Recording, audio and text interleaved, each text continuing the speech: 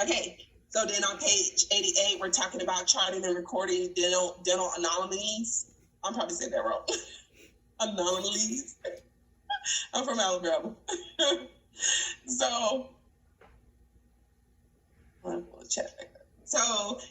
apectomy, right? Apex surgically removed. Y'all saw a video about that today. You're just going to draw a triangle on the root pointing away from the tooth. So all you're going to do is say, let's say an apectomy was done on number 6. You're going to say,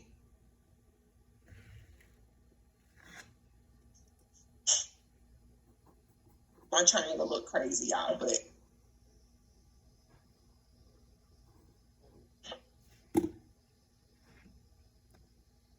okay, there we go. And then we have our deciduous teeth, right? Letters A through T. So you see where it says A through J and then K through T. Those are your deciduous or your baby or your primary dentition, right? Let's say this patient never got in number 26, but still has Q. Then you would XQ because it's missing, and you would circle. You would X26 because it's missing, and you would circle Q, right? Just to show that your baby tooth is still,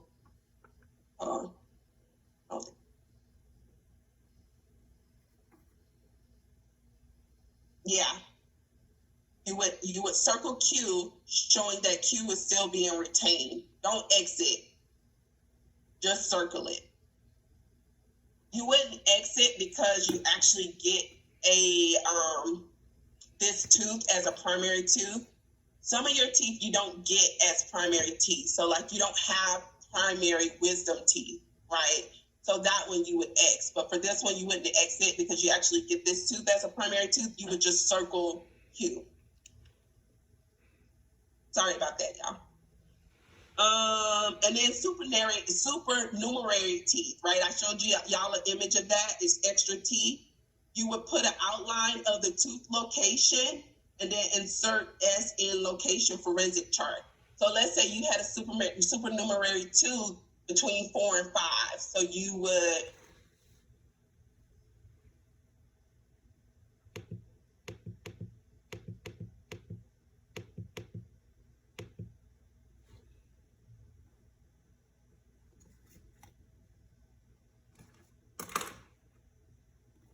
just simply draw an outline of the tooth, where it's approximately located and where it's approximately located between what teeth, and then draw S.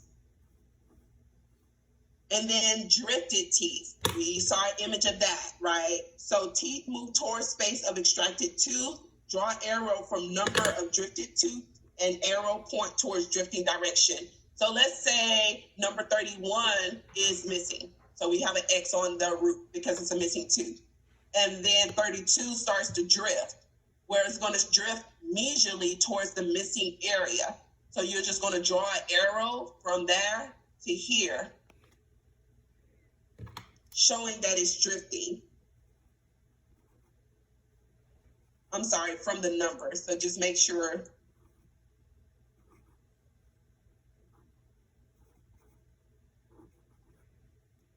Here you go.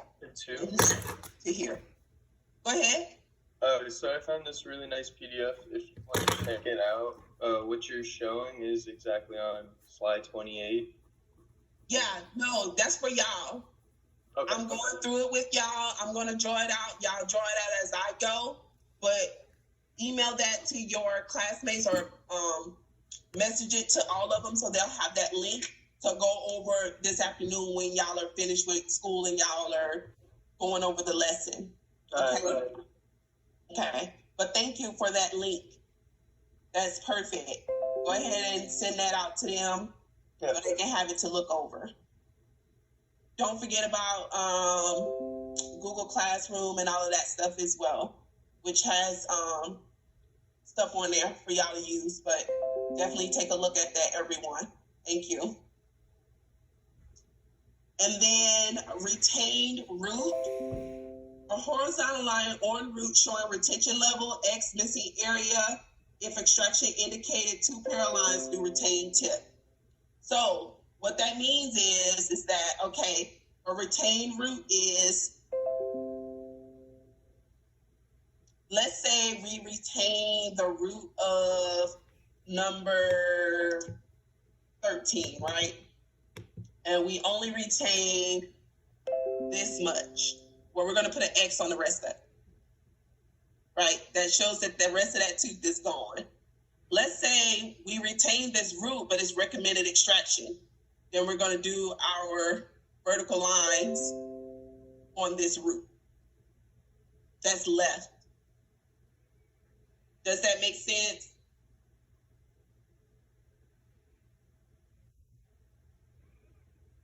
Y'all let me know if that makes sense.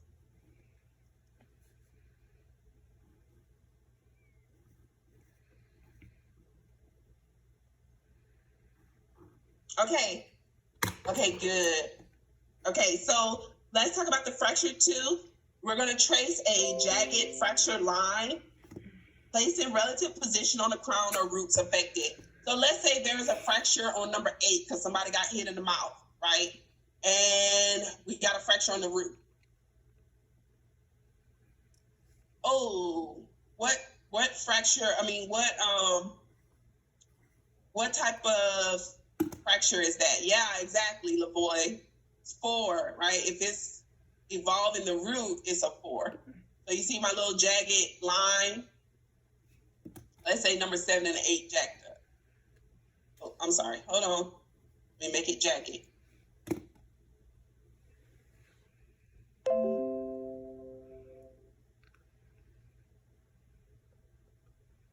All right.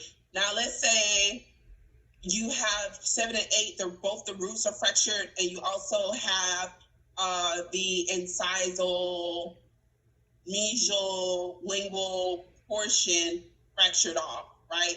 So you're going to say, oh my God.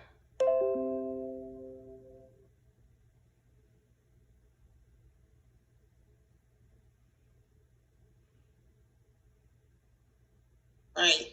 It's not going to quite look that terrible, but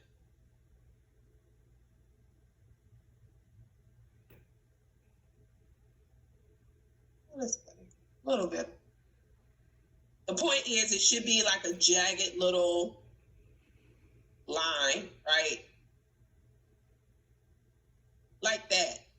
It should not be straight, because if it's straight, then somebody might mistake you charting a fractured and for a composite restoration, right? So it has to be jagged so they'll know the difference. And then root resorption.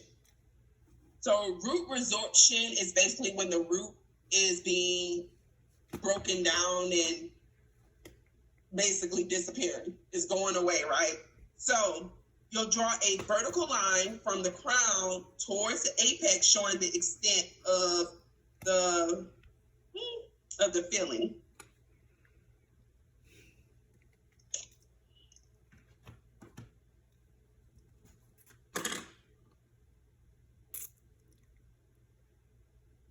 Give me a second on that one, y'all. I'm not sure what they're trying to say here.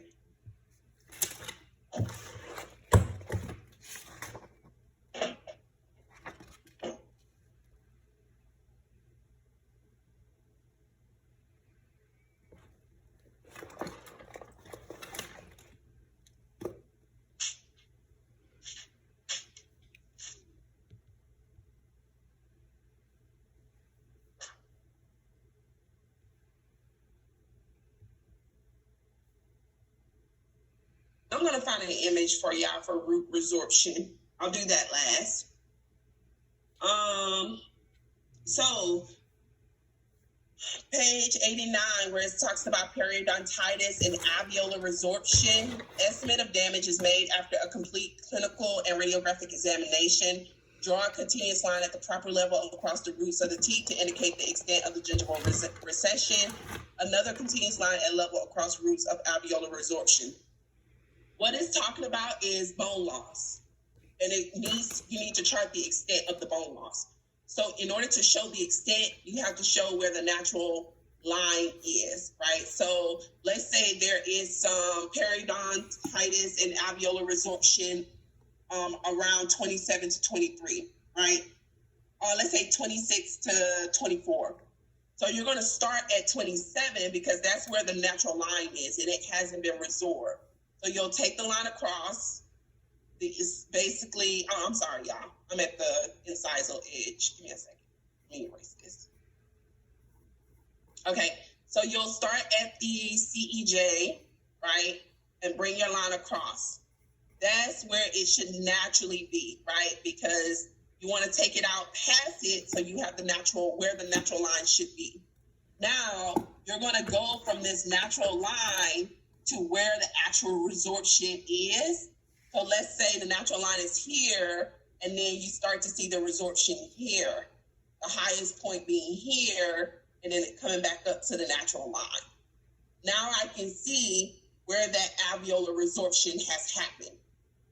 Does that make sense, y'all? Let me know. Say yes if it makes sense.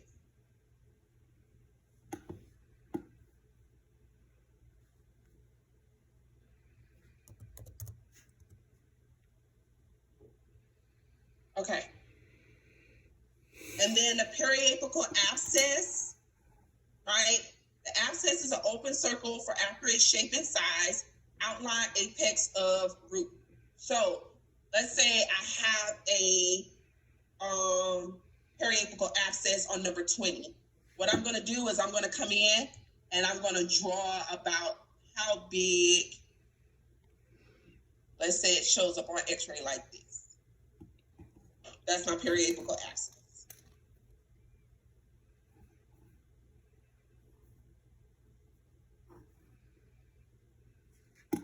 Now let's say I have that abscess and there is a fistula that has happened on this patient with a cyst or boil at the end of it, or a sac at the end of it, right in the bust. What you're going to do is you're going to draw out that fistula too.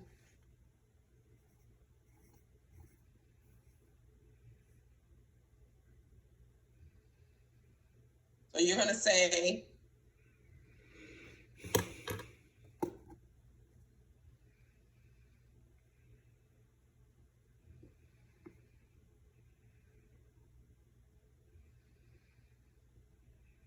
right, going whichever way is going, whether it's going, the fistula is going distal or if it's going mesial, you're going to draw it in that way.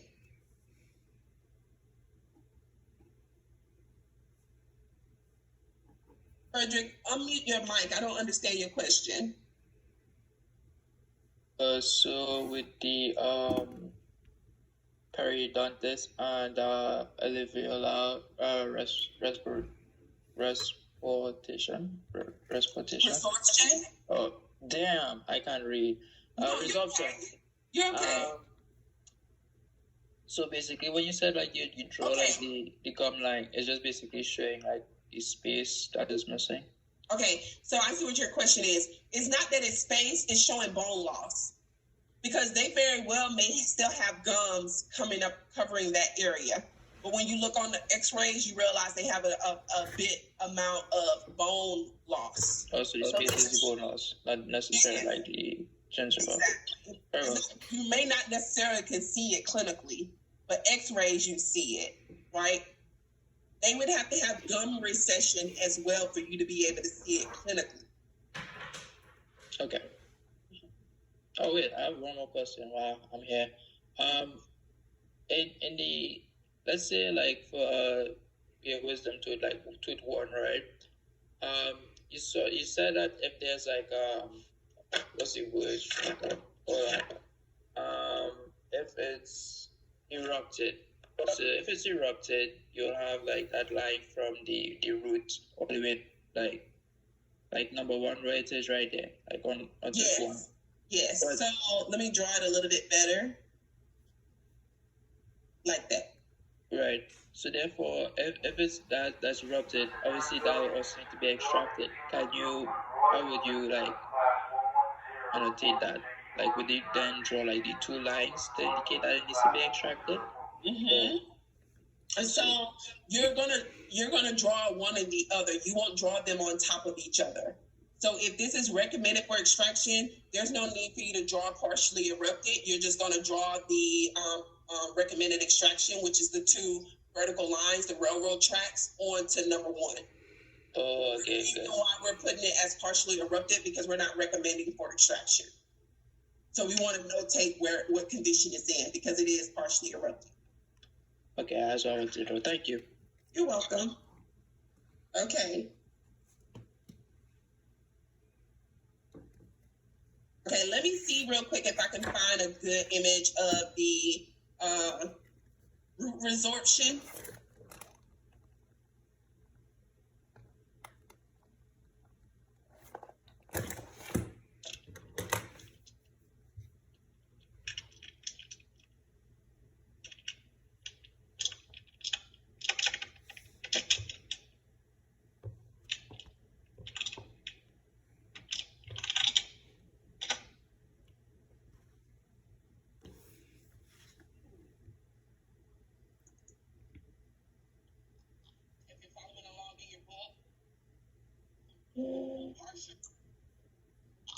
Images.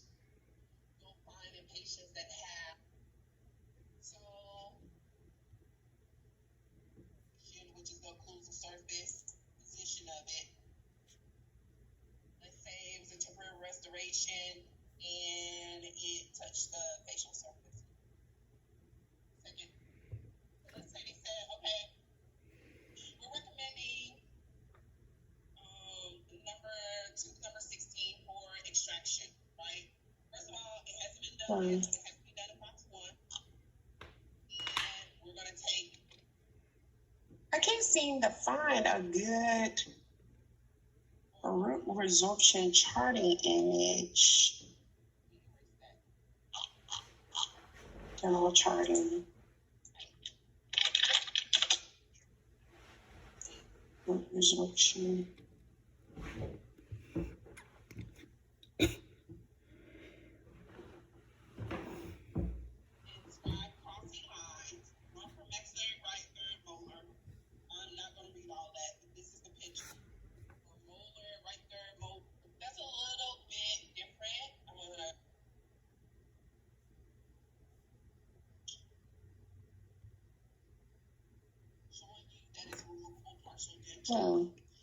Okay.